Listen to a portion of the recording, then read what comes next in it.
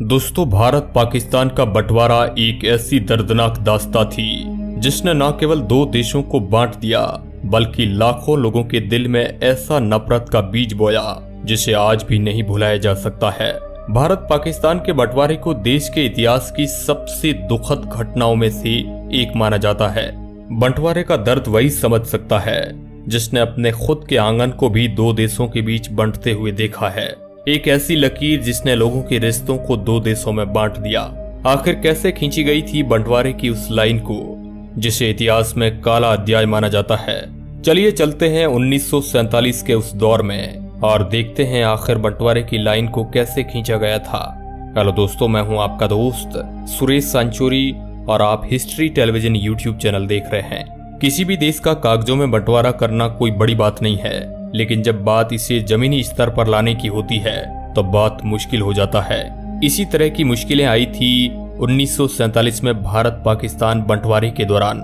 British Bharat के बंटवारे के लिए अंग्रेजी सरकार ने चुना था लंदन के एक वकील को, एक ऐसा आदमी जो ना तो कभी पहले भारत आया था और ना ही उसे यहाँ की संस्कृति और समाज की समझ थी और ना ही यहाँ के भूगोल से परिचित था, जो सिर्फ एक नक्शे पर लकीर खींचने आ रहा था और ऐसे व्यक्ति के कंधों पर डाल दी थी भारत के बंटवारे की जिम्मेदारी। इस व्यक्ति का नाम था सिरिल रेडक्लिफ। फिर तारीख आती है 15 जुलाई 1947। ब्रिटिश सरकार की तरफ से यह ऐलान किया जाता है कि भारत में ब्रिटिश राज एक महीने बाद यानी 15 अगस्त 1947 के दिन समाप्त हो जाएगा और भारत को दो कंट्रीज में बांट दिया जाएगा। इस बंटवारे के तहत हिंदू बहुल इलाके भारत में और मुस्लिम बहुल इलाके पाकिस्तान में शामिल किए जाने थे, जिसमें मुस्लिम बहुल इलाकों के लिए पाकिस्तान और हिंदू बहुमत के साथ भारत धर्मनिरपेक्ष राष्ट्र होगा।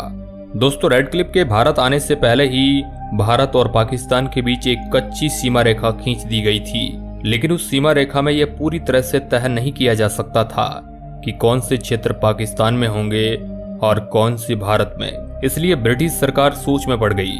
उसके बाद इसका हल निकाला गया जून के महीने में। जून 1947 में रेडक्लिफ को नियुक्त किया गया था भारत पाकिस्तान के बंटवारे के लिए। रेडक्लिफ को खासकर पंजाब और बंगाल के विभाजन को सही रूप से करने के लिए नियुक्त किया गया था। इसके लिए रेडक्लिफ 8 जुलाई 1947 को भारत आते हैं। अब रेडक्लिफ के पास केवल 5 सप्ताह थे भारत और पाकिस्तान के बीच लकीर खींचने के लिए। इतने कम समय में इतने विशाल क्षेत्र को धर्म के आधार पर बांटना काफी मुश्किल काम था। हालांकि इसको लेकर रेडक्लिफ ने यह आपत्ति भी जताई थी कि मुझे कम समय मिला है बंटवारे के लिए।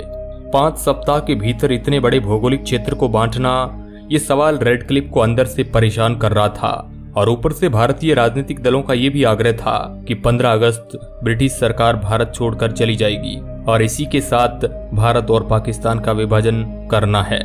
अब किसी देश को इस तरह हड़बड़ी में बांटना मतलब कि अचानक से लोगों में आक्रोश भर देने जैसा था। इसलिए विवादों से बचने के लिए विभाजन को गुप्त रूप से किया गया था। अब ब्रिटिश सरकार ने यह तय किया कि पाकिस्तान मुसलमानों की मातृभूमि बनेगा और भारत हिंदू बहुमत के साथ धर्मनिरपेक्ष राष्ट्र बनेगा। इस स्ट्रेटेजी के साथ प्रांतों को बांटना शुरू किया। जिस प्रांत में मुसलमान ज्यादा है वह प्रांत पाकिस्तान को मिलेगा और जिस प्रांत में हिंदू या सिख और दूसरे धर्मों के लोग ज्यादा है वह प्रांत भारत को मिलेगा। जिसमें कुछ इस तरह किया गया था कि उत्तर भारत के मुसलमान बहुल क्षेत्र पाकिस्तान में जाने थे। बलूचिस्तान के प्रांत जिनमें विभाजन से पहले 91.8% मुसलमान और सिंध जिसमें 72.7% मुस्लिम थे, इसलिए इन दोनों प्रांतों को पूरी तरह पाकिस्तान के हवाले कर दिया गया था। अब बांटना था पंजाब और बंगाल को। ये दो ऐसे क्षेत्र थे जिनमें एक समान बहुमत बिल्कुल नहीं था। पंजाब का सिख समुदाय पाकिस्तान में जाने की बात कतई स्वीकार नहीं कर रहा था और उन्होंने बंटवारे से पहले ही ये कह दिया था कि सिखों के किसी भी समुदाय को मुस्लिम प्रांत में नहीं भेजा जाए। इसके लिए लगातार सिख समुदाय विरोध कर रहा था, लेकिन यहाँ पर रेडक्लिफ को सिखों की उग्रता नजर नहीं आई और उसने पंजाब को दो भागों में बांट दिया। पंजाब का पश्चिमी भाग पश्चिम पाकिस्तान का अंश बना और पूर्वी भाग भारत का पंजाब राज्य बन गया। मगर पंजाब का क्षेत्र और वहां के लोग ही कुछ इस तरह से बसे हुए थे कि उन्हें धर्म के आधार पर बांटना संभव ही नहीं लग रहा था। यहाँ पर रेडक्लिफ विचार में पड़ गया था, लेकिन फिर क्या था? रेडक्लिफ ने पंजाब को बीचों बीच से लाइन खींचकर पंजाब के दो टुकड़े कर दिए। हालांकि पंजाब के विभाजन से सिख समुदाय बिल्कुल संतुष्ट नहीं था। दोस्तों, भारत पाकिस्तान का बंटवारा एक ऐसी दर्दनाक दास्तां थी जिसने न केवल दो देशों को बांट दिया बल्कि लाखों लोगों के दिल में ऐसा नफरत का बीज बोया जिसे आज भी नहीं भुलाया जा सकता है। भारत पाकिस्तान के बंटवारे को देश के इतिहास की सबसे दुखद घटनाओं में से एक माना जाता है।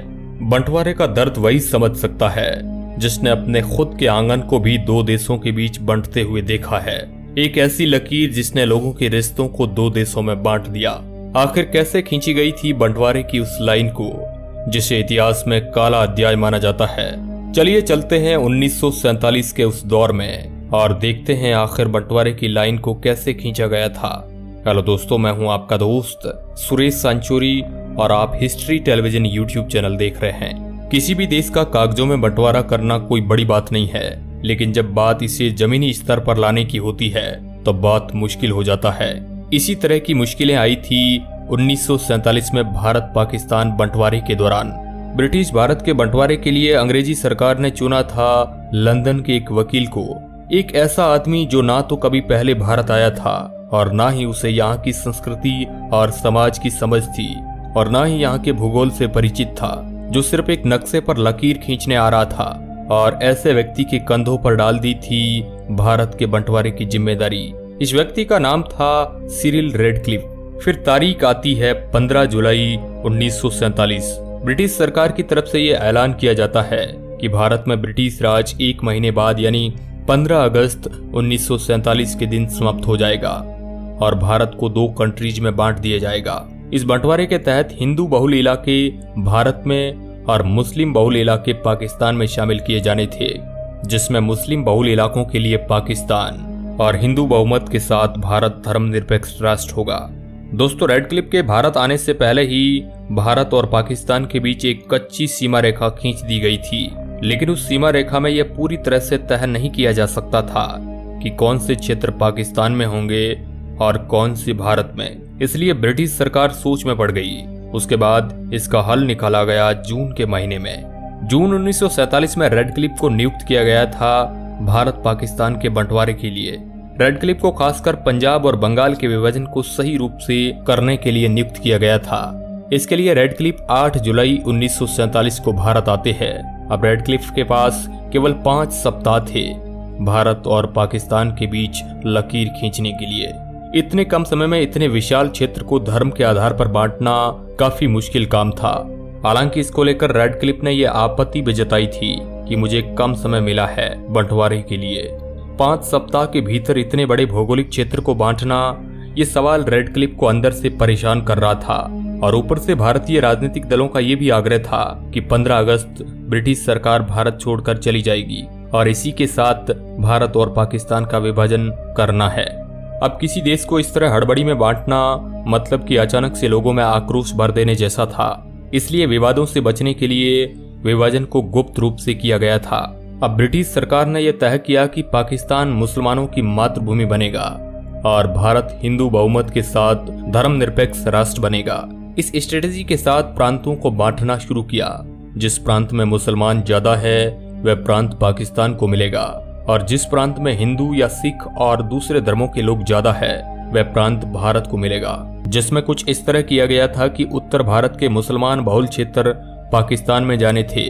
बलूचिस्तान के प्रांत जिनमें विभाजन से पहले 91.8% मुसलमान और सिंध जिसमें 72.7% मुस्लिम थे, इसलिए इन दोनों प्रांतों को पूरी तरह पाकिस्तान के हवाले कर दिया गया था। अब बांटना था पंजाब और बंगाल को। ये दो ऐसे क्षेत्र थे जिनमें एक समान बहुमत बिल्कुल नहीं था। पंजाब का सिख समुदाय पाकिस्तान में जाने की बात कतई स्वीकार नहीं कर रहा था और उन्होंने बंटवारे से पहले ही ये कह दिया था कि सिखों के किसी भी समुदाय को मुस्लिम प्रांत में नहीं भेजा जाए। इसके लिए लगातार सिख समुदाय विरोध कर रहा था, लेकिन यहाँ पर रेडक्लिफ को सिखों की उग्रता नजर नहीं आई और उसने पंजाब को दो भागों में बांट दिया। पंजाब का पश्चिमी भाग पश्चिम पाकिस्तान का अंश बना और पूर्वी भाग भारत का पंजाब राज्य बन गया। मगर पंजाब का क्षेत्र और वहां के लोग ही कुछ इस तरह से बसे हुए थे कि उन्हें धर्म के आधार पर बांटना संभव ही नहीं लग रहा था। यहाँ पर रेडक्लिफ विचार में पड़ गया था, लेकिन फिर क्या था, रेडक्लिफ ने पंजाब को बीचों बीच से लाइन खींचकर पंजाब के दो टुकड़े कर दिए। हालांकि पंजाब के विभाजन से सिख समुदाय बिल्कुल संतुष्ट नहीं था।